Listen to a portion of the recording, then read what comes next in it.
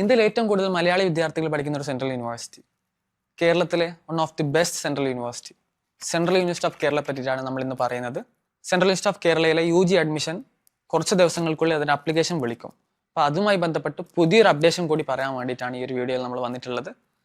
CUET UG വഴി ആണ് central university of കേരളയ്ക്കുള്ള admission നടക്കുന്നത്. പുതുതായി 2 കോഴ്സുകളാണ് സെൻട്രൽ യൂണിവേഴ്സിറ്റി ഓഫ് കേരള UGയിൽ കൊണ്ടുവന്നിട്ടുള്ളത്. അപ്പോൾ അതിനെ പറ്റിയിട്ട് നമ്മൾ ഈ ഒരു വീഡിയോയിൽ പറയുന്നതായിരിക്കും. ആദ്യം തന്നെ നിലവിൽ ഏകദേശം 4ഓളം കോഴ്സുകളാണ് സെൻട്രൽ യൂണിവേഴ്സിറ്റി ഓഫ് കേരള UGയിൽ പ്രൊവൈഡ് ചെയ്യുന്നത്. അപ്പോൾ ഏതൊക്കെയാണെന്ന് വെച്ചാൽ BCA honours, BCom honours financial analytics, BSc honours biology, BA honours international relations. BA honours international relations ആയിരുന്നു 2025 വരെ ഉണ്ടായിരുന്നത്. 2025 പുതുതായി 3 കോഴ്സുകൾ UGയിൽ വന്നിട്ടുണ്ടായിരുന്നത്. അതുപോലെ ഈ വർഷം 2 പുതിയ കോഴ്സുകൾ വന്നിട്ടുണ്ട്. ആ കോഴ്സുകളെ പറ്റി നമ്മൾ പറയാം. ആദ്യം ഞാൻ പറയുന്നത് BCA ഹോണേഴ്സിനെ പറ്റിയിട്ടാണ്. BCA ഹോണേഴ്സ് കഴിഞ്ഞ വർഷമാണ് സ്റ്റാർട്ട് ചെയ്തത്. അപ്പോൾ അതിന്റെ ക്രൈറ്റീരിയ എന്ന് പറയുന്നത് നമുക്ക് ഇതിൽ സെൻട്രൽ യൂണിവേഴ്സിറ്റി ഓഫ് കേരളന്റെ ക്രൈറ്റീരിയ കംപ്ലീറ്റ്ലി ബാക്കിയുള്ള യൂണിവേഴ്സിറ്റികളിൽ നിന്ന് കുറച്ച് ഡിഫറെന്റ് ആണ്.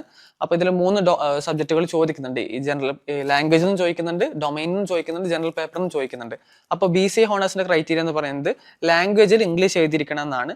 ഡൊമൈൻ സബ്ജക്റ്റിൽ physics or chemistry or accountancy or maths or computer science ആണ് പറയുന്നുള്ളത് ഡൊമൈൻ സബ്ജക്റ്റിൽ. ഈ 5 സബ്ജക്റ്റിൽ ഏതെങ്കിലും ഒന്ന് ഡൊമൈനിൽ എഴുതിയാൽ മതി.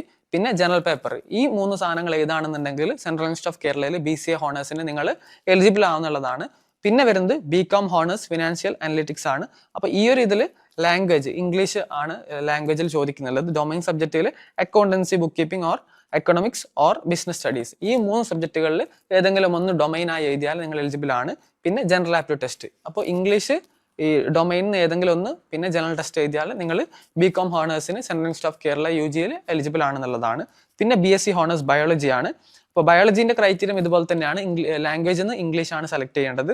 പിന്നെ ഡൊമൈൻ സബ്ജക്റ്റ് ബയോളജി അല്ലെങ്കിൽ ഫിസിക്സ് ഓർ കെമിസ്ട്രി ആണ്. ഈ 3 ഏതെങ്കിലും ഒന്ന് നിങ്ങൾ ഡൊമൈൻ സബ്ജക്റ്റ് സെലക്ട് ചെയ്യണം. പിന്നെ ജനറൽ ആപ്റ്റിറ്റ്യൂഡ് ടെസ്റ്റ്.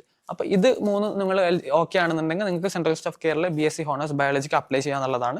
പിന്നെ BA ഇന്റർനാഷണൽ റിലേഷൻസ് ആണ്. BA honours international relations. ഈ കോഴ്സ് ഏകദേശം 10ഓളം വർഷമായി സെൻട്രൽ യൂണിവേഴ്സിറ്റി ഓഫ് കേരളയിലുണ്ട്. ഇതിന്റെ ക്യാമ്പസ് വരുന്നത് തിരുവനന്തപുരത്താണ്.